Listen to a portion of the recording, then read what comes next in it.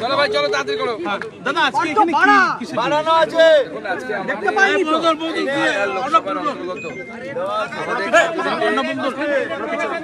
এই এলাকায় বিস্তীর্ণ এলাকায় জল জমে আছে। আপনারা জানেন, আমরা যে রাস্তার উপরে দাঁড়িয়ে আছি সেই রাস্তার উপরে প্রায় 1 মানুষ জল ছিল। কিন্তু প্রশাসনের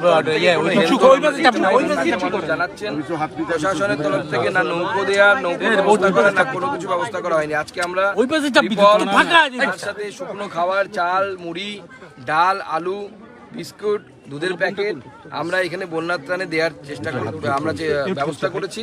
এবং এখানে আমাদের জেলা সভাপতি তন্ময় দাস, আমাদের রাজ্যের নেতৃত্ব নবারুণ নায়ক সহ আমাদের একটি সামাজিক সংগঠন, নাম বলো, NHRL, তাদের সহযোগিতায় এবং আমাদের এখানকার মণ্ডল সভাপতি এবং অন্যান্য নেতৃত্ব, তাদের উপস্থিতিতে আমরা এই কাজ চালাচ্ছি। এবং আমরা যতদিন পারবো, যতদিন আমাদের হাতে আমাদের কাছে সামর্থ্য আছে, আমরা এই ত্রাণ পরিষেবা চালাতে থাকবো। এরকম বিভিন্ন জায়গায় আমরা ত্রাণ চালাচ্ছি। আমরা পাশেই খাবার দিচ্ছি, এখানে ত্রিপল দিচ্ছি এবং শুকনো খাবার দিচ্ছি, মুড়ি চাল দিচ্ছি, পাশে খাবার দেওয়ার ব্যবস্থা হয়েছে। এবং বিভিন্ন জায়গায় আমাদের কর্মীরা আমাদের সামর্থ্য মতো করছে। এখন এই মুহূর্তে বন্যার ত্রাণে বিপদের সময় বিজেপি মানুষের পাশে আছে। দাদা, সাংসদের বিরুদ্ধে ক্ষোভ বাড়ছে, সাংসদের দেখা মেলে না, অভিযোগ স্থানীয়দের, কি বলবো? দেখুন, এখানকার সাংসদকে মানুষকে নির্বাচিত করার আগে ভাবা উচিত ছিল। এখানকার সাংসদ হচ্ছে বাংলা ফিল্ম জগতের অন্যতম সেরা বা জনপ্রিয়, সেরা না বলে বলা উচিত জনপ্রিয় অভিনেতাদের মধ্যে একজন। তো স্বাভাবিকভাবে তাকে তো পাবেন না। সে একদিনে শুটিং নষ্ট করলে তার কয়েক লক্ষ টাকা লোকসান। তাকে যদি আপনি সাংসদের দায়িত্ব দেন, সে কেন আসবে? সে আসবে না, এটাই স্বাভাবিক না? মানুষকে বুঝতে হবে সেও মুক্তি পায়, তারও ইচ্ছে ছিল যে এবার হেরে টেরে মুক্তি নিই, কিন্তু আমরা পারিনি কোনো কারণে, আমরা তাকে হারাতে পারিনি। কিন্তু সেও চাইছে যে হেরে বিদেয় নিই। মানুষ যেদিন বুঝবে সেটা, মানুষ ভোট দেবে বিজেপিকে এবং বিজেপি সাংসদ। দাদা, দক্ষিণের পরে উত্তরে ফের উদ্বেগ বাড়ছে, জল বাড়ায়।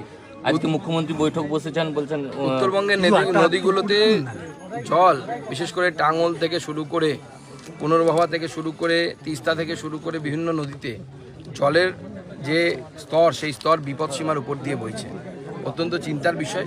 আমিও চেষ্টা করছি যত তাড়াতাড়ি সম্ভব উত্তরবঙ্গে যাতে যাওয়া যায় এবং পরিস্থিতি কি আছে সেটা দেখার জন্য। দাদা, বন্যার সময় ঘাটালের সেচ দপ্তরের অফিসাররাই উদ্বাস্তু, পুলিশ জোর করে তাদেরকে সরিয়ে দিয়েছে, ওখানে পুলিশ দখল নিয়েছে। এ তো ঘাটালটায় এমন অবস্থা করে রেখেছে মাননীয় মুখ্যমন্ত্রী যে ঘাটালের মানুষ প্রতি বছর মুখ্যমন্ত্রীর অনুপ্রেরণায় উদ্বাস্তু হচ্ছে। এখানকার সাংসদও তো বলে দিয়েছে যে যদি রাজ্য সরকার কিছু না করে তাহলে 26-এ ভোটের প্রচারেই নামবে না। সাংসদ নিজের দলের বিরুদ্ধেই লড়ার কথা বলছে। বোঝাই যাচ্ছে কি পরিস্থিতি হয়ে আছে। সরকারের হাতে টাকা নেই তো, কোথা থেকে করবে? সরকার তো ভিখারি হয়ে গেছে দান খেলা মেলা করতে। জুনিয়র ডাক্তাররা ফের আন্দোলনে নামার হুঁশিয়ারি দিয়েছেন। দেখুন, জুনিয়র ডাক্তারদের দাবি দেওয়াগুলো একদম তাদের দাবি দেওয়া, তাদের দাবি দেওয়ার প্রতি আমাদের সমর্থন আছে। তারা আন্দোলন করবেন না কি করবে, এটা একান্তই তাদের। হুমায়ুন কবির হুমকি দিয়েছেন যে 50 জন ডাক্তারকে হুঁশিয়ারি দিয়েছেন আর কি, যে ঢুকিয়ে দেওয়া হবে এবং যদি জেলেও ঢুকিয়ে দেওয়া হয় তারপর ফিরে এসে দেখে নেবে কি করা যায়, কি করবেন, এরকম একটা হুঁশিয়ারি দিয়েছেন। তো হুমায়ুন কবির মাঝে মাঝে এরকম হুঁশিয়ারি দেয়। এর আগে বলেছিল মুর্শিদাবাদে আমরা 70% আর 30% হিন্দু কেটে ভাগীরথীর জলে ভাসিয়ে দেবো, হ্যান করে দেবো, তেমন করে দেবো। কিছু তো করতে পারেননি। 30% হয়ে ওখানে হিন্দুরা আছে, বেঁচে লড়াই করছে। তো হুমায়ুন কবির ওরকমই ডায়লগ দেয় আর কি, সস্তায় বাজার গরম করার চেষ্টা করে।